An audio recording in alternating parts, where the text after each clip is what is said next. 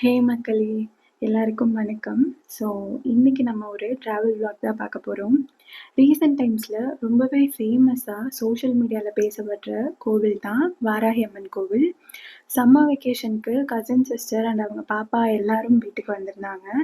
வாராகி அம்மன் கோவில அவங்க வீடியோஸ்ல தான் பார்த்துருக்கேன்னு சொல்லிட்டுருந்தாங்க. நெக்ஸ்ட் டே தன்ஷி பாப்பாக்கு பர்த்டேவா இருந்துச்சு. ஸோ, பர்த்டேவ ப்ளசன்ட்டா ஸ்டார்ட் பண்ணலாம்னு எல்லாரும் கோவிலுக்கு கிளம்பி போயிட்டோம். கொஞ்சம் வருஷத்துக்கு முன்னாடி இருந்த ஜாயிண்ட் ஃபேமிலி எல்லாமே இப்போ நியூக்ளியர் ஃபேமிலியா கன்வெர்ட் ஆயிடுச்சு.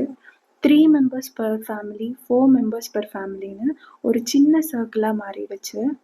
நியூக்ளியர் ஃபேமிலினா தனித்தனியா வாழ்றதே தவிர தனிமையில வாழ்றது இல்லைங்க. என்னதான் மாடர்ன் சொசைட்டி, அட்வான்ஸ்டு டெக்னாலஜி எல்லாமே வந்தாலும் நேர்ல பார்த்து நல்லா இருக்கீங்களா, சாப்பிட்டீங்களான்னு உபசரிக்கிறதே ஒரு தனி சுகம்தாங்க. எப்போல்லாம் டைம் கிடைக்குதோ நீங்களும் ஒன்றா சேர்ந்து உங்கள் ஃபேமிலி கூட டைம் ஸ்பெண்ட் பண்ணுங்கள். நாங்கள் கோவிலுக்கு வந்தாச்சு. மண் விளக்கு போட்டுட்டு அப்படியே கோவிலை சுற்றி வந்தோம்.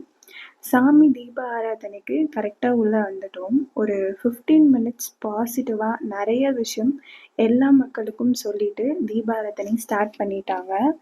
அண்ட் நிறையா பிளேசஸ் வந்து என்னால் கேப்சர் பண்ண முடியல. அண்ட் இங்கே எல்லாமே ஆக்சசபிளாக தான் இருக்குது. இங்கே கோவிலுக்குள்ளேயும் சரி, கோவிலை சுற்றியும் நிறைய டாக்ஸ், கேட்ஸ் எல்லாம் இருக்கும். யாரும் ஒன்றும் பண்ண மாட்டாங்க. நிறைய வாயில்லா ஜீவன்களுக்கு ஷெல்டராக கூட சொல்லலாம். நாங்கள் அப்படியே அன்னதானத்துக்கு கிளம்பிட்டோம். என்னை பொறுத்த வரைக்கும் வெளியே எங்கேயாச்சும் போகிறோம் அப்படின்னா அந்த இடத்த விட என்னை விட என் கூட இருக்கவங்களோட கன்வீனியன்ஸை தான் முதல்ல ப்ரிஃபர் பண்ணுவேன். நான் மட்டும் இல்லைங்க, டிசபிலிட்டியை கோ த்ரூ பண்ணுற மக்கள் எல்லாருமே வெளியே எங்கேயாச்சும் போகிறதுக்கு முன்னாடி எந்த பிளேஸ்க்கு போகிறோமோ அந்த ட்ராவலை மைண்டில் ஒரு படமாகவே ஓட்டி பார்த்துருவாங்க. நீங்கள் நினைக்கலாம் இதெல்லாம் ஏன் ஓவர் திங்க் பண்ணணும், ஃப்ளோலேயே போயிடலாமேன்னு. ஆனால் அது எங்களுக்கு நேச்சுரலாகவே கான்ஷியஸ் ஆயிரும்.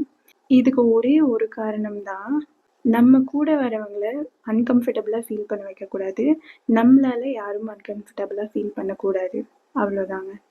நான் இப்போ சொல்கிறதெல்லாம் உங்களுக்கு ரொம்பவே புதுசாக இருக்கும்.